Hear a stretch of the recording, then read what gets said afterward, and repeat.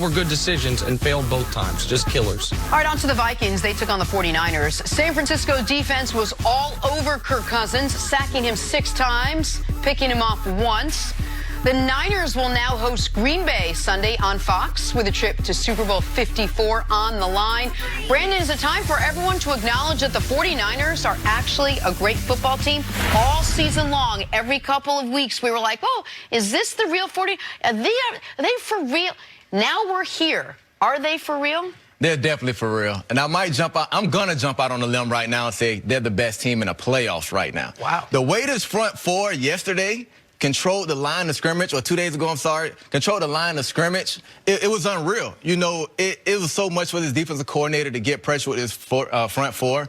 He can play zone coverage all day. You can get in all the throwing windows for Kirk Cousins. You don't have to run man coverage and let Minnesota receivers beat you one-on-one.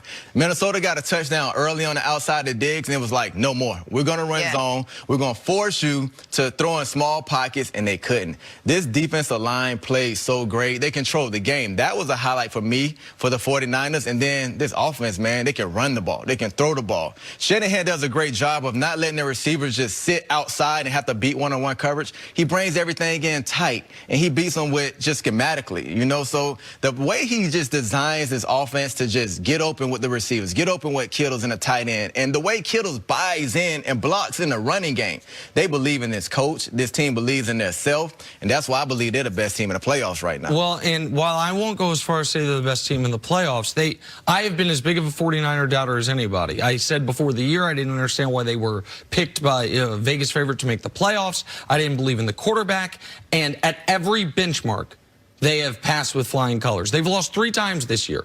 Once was in overtime to Seattle. Once was on the final play of the game to Atlanta. Remember that? The Julio Jones play, was he in, was he not? And the other was the 20-17 slugfest in a monsoon against Baltimore. Those are the only, they could have won all those games. Meanwhile, they whooped Green Bay, annihilated them 37-8. They got revenge against Seattle, and they beat New Orleans in a shootout 48-46 in the Superdome. They have as good of a resume as anyone. First 8 weeks of the year, they were the best defense in the NFL other than the New England Patriots. The last half of the year, the defense was not nearly itself. What happened? Well, Quan Alexander, Jaquaski Tarter, D. Ford, 1 or 2 or all of them missed time over those final 8 games. This was the first game since week 8 that all those guys have been together, and not shockingly, the defense was dominant. And the other thing that I have to give San Francisco credit for, because they have, of all the quarterbacks, well, Tannehill's probably the worst quarterback left, but Rodgers, Mahomes, and Jimmy G, one of these 3 is not like the other. They have the worst quarterback of the 3 teams that are the true contenders for a Super Bowl, but they also might have the best coach. With respect to Andy Reid, with respect to Matt LaFleur and Mike Vrabel, Kyle Shanahan, pardon me, what he does schematically, offensively, because he has 3 viable running backs, a great tight end, and a capable quarterback, even if Jimmy G is going to throw it to you at least once a game, everyone seems to be running open. Like, guys, they are such a difficult team to defend. And with all that said, I'll probably pick against them again this coming week because I've been doing it all year. And you like to stay consistent. But I do like to stay consistent. But with that said, they don't have a clear-cut weakness right now other than, can you rattle Jimmy G and make him make some mistakes? He made some mistakes in this game, and they still rolled. Aside from the one Stephon Diggs play, the defense pitched basically a shutout, and the offense did enough to give them a comfortable margin the whole game. And it's a fun team to watch. You like to watch what Kyle Shanahan is doing with that team. Absolutely. All right, let's move on to Aaron Rodgers and the Green Bay Packers hosting Russell Wilson and the Seahawks from a frigid Lambeau. Told you it'd be cold, Nick. Yep. Picked this up in the 4th. Marshawn Lynch scored his 2nd touchdown on the night. Seattle gets within 5. It's 28-23. They would need to stop the Packers one more time to get the ball back, but Rodgers finds Devontae Adams for a big 3rd down conversion with 2:17 left. Packers would have to convert one more 3rd down to end the game, and so they convert one more 3rd down to end the game. Jimmy Graham with the 9-yard catch.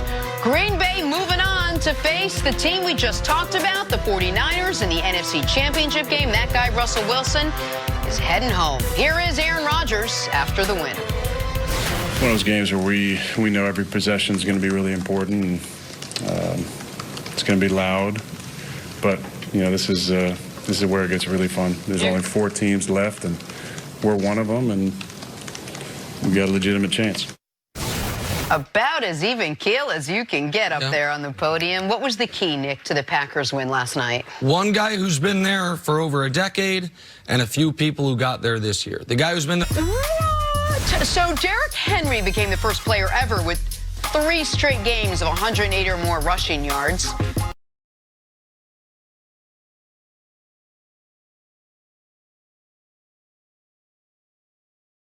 King Henry finished with 195 on the ground in the Titans win over the Ravens on Saturday. After the game, Tennessee wideout Tajay Sharp trolled Baltimore while introducing Henry. Say what? Hey, bud, how y'all doing? Before we get started, I just want to introduce y'all. We got the NFL rushing leader. If anybody got a problem with that, you come see me. We bout that. Big trust. Whoop, whoop. King Henry in the flesh. Whoop, whoop. It's all jokes. Brandon, I gotta tell you, I don't love it. I don't love the trolling of Mark Ingram. I feel like they're biting the style. I understand they beat him, but I don't love it.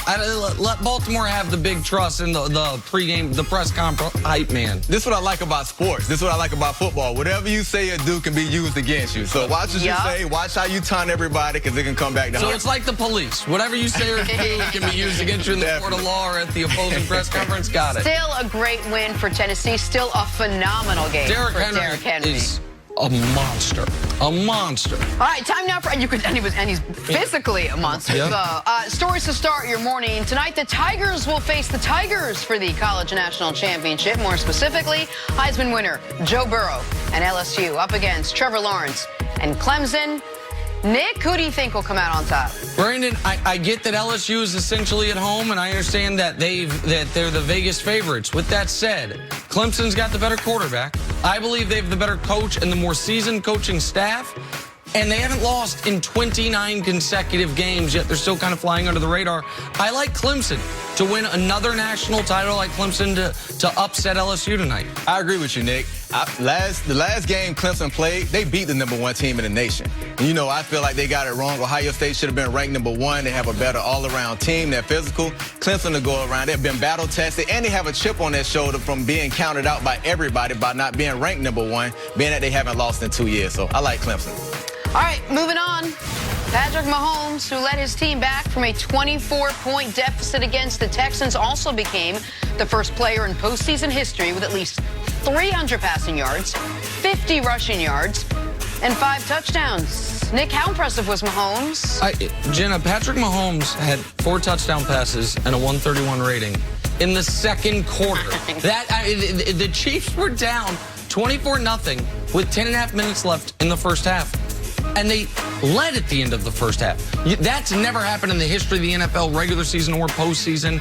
It was, yes, the Texans melted down, and yes, Bill O'Brien did a lot of Bill O'Brien type of things. But the story of that football game was the best player in the entire NFL put an entire organization, a cursed organization at times, on his back and carried him to a dominating victory. Whenever you throw for that many touchdowns in a quarter, and it's not surprising, everybody in the nation knew, like, that's Patrick Mahomes. That's what should happen when you have Patrick Mahomes. That lets you know about this player. It feels like his arm is a jugs machine. Whenever he let it go, the receivers know it's going to hit them in the chest every time. So whenever you have Patrick Mahomes on your team, you always have a chance to win. All right, the Ravens' 12-game win streak came to a screeching halt against the Titans. Derrick Henry leading the way with 195 rushing yards, carving up that Ravens defense. Lamar Jackson struggled, turning the ball over 3 times. A disappointing end for a 14-2 team that was penciled in by many to go all the way.